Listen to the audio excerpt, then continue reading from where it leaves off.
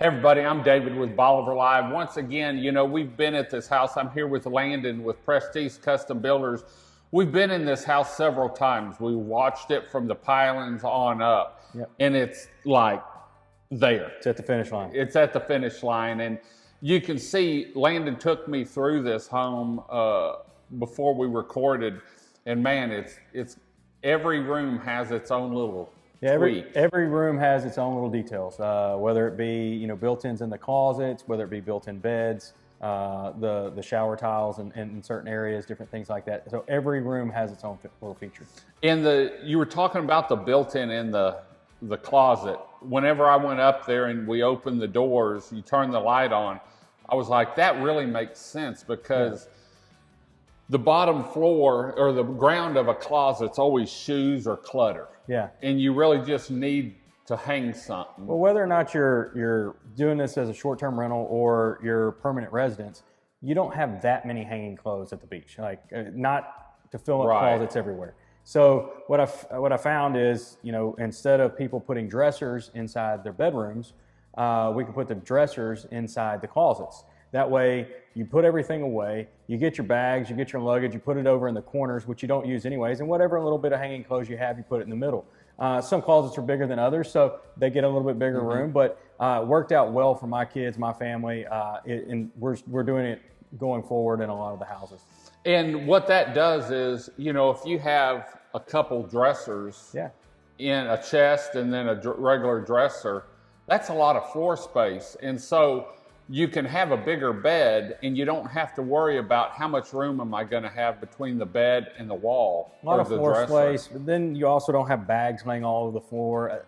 To me, that's a pet peeve. I hate stuff just cluttering the floor. So get it up, get it off the floor, get it in the closet, get it outside, out of mind.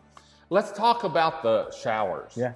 Because the shower upstairs, the one that's light blue, man, that just sort of pops. It's enough color that it really blows the bathroom up. Yeah, so we did a blue soffit underneath the porch. It's a white house and blue soffit. So we decided we're going to bring a little bit of blue into the bathroom. And it looks good. It kind of goes with the theme of the house, the blue island, the blue soffit on the porches, now the blue shower. You get some deco tile down on the floor, which I really like it.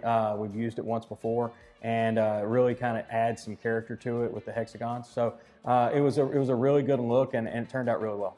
Let's talk about above the stove, this banister and the stairs. What is it? So it's all cypress wood. So we've used cypress before in some of our other houses. And if you remember in the past, I always say I like to use the same wood so it stains out the same. Right. So when we did this, all these stair parts are custom made. I got that through Coker Doors and Molding. And I worked there for 9 years. So I know stairs very well. Used to do a lot of the ordering and stuff. So when it came to the staircase, I was like, you know what, let's do something different. Let's do something that no one else has here. Right. Coker's does a lot of work down here. I can say that in the 9 years I worked there, we never did any cypress stair parts other than in my personal house in Bridge City. So whenever I say that nobody else has this, I feel pretty confident that nobody else has this on the beach. And cypress stands up too. Yeah, no, it's durable. It's the humidity, the toughness of it. Yeah, no, it's a good wood. It's one of those things where it stains out very blonde, as you can see. Just a different look than what you traditionally see from a red oak, maple, or a white oak. Yeah, and you really wouldn't want, maple or walnut or anything in a house that all the colors are pastel and white. Yeah. You want something that sort of blends in but gives it an accent, and this really does. It looks like you even went under the supports on the shelves. Yeah, so the corbels are cypress, the vent hood, the wrap on the vent hood cypress. Again, anytime we use wood, we bring all that wood back into play. And then on the cabinets, these are a little different. They're not open up top, but they're still lit. Yeah. Is that something that this house has only, or something new? No, we did this in another house where we did the under cabinet lighting, and then instead of doing above cabinet lighting on this house, we took the cabinets all the way to the ceiling, and then we put the lights inside the cabinets and did glass door fronts. So if you want to put some decorative stuff in there, you can kind of illuminate that stuff and just kind of give it a different look, a more elegant look, just something special. And the fans. Yeah.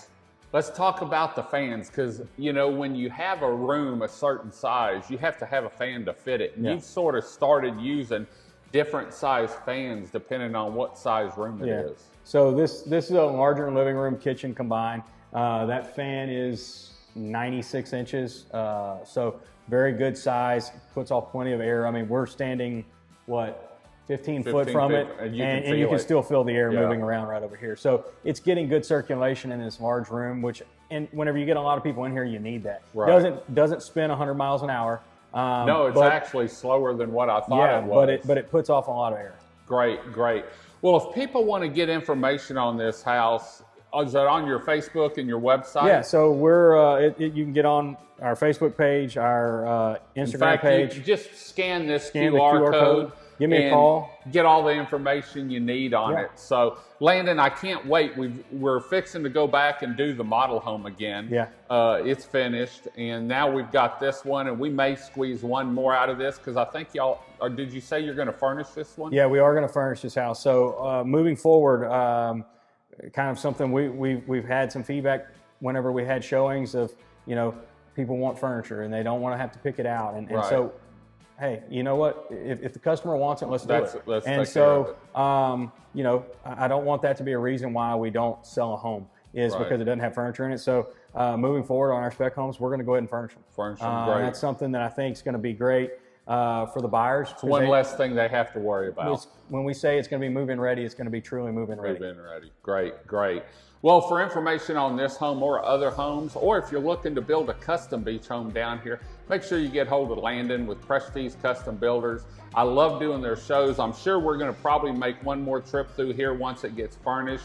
And we've got the new model that they've put the finishing touches on. Maybe next week we can do that. Until next time, I'm David with Bolivar Live. Y'all have a great day, great week. Come see us. God bless, and bye-bye.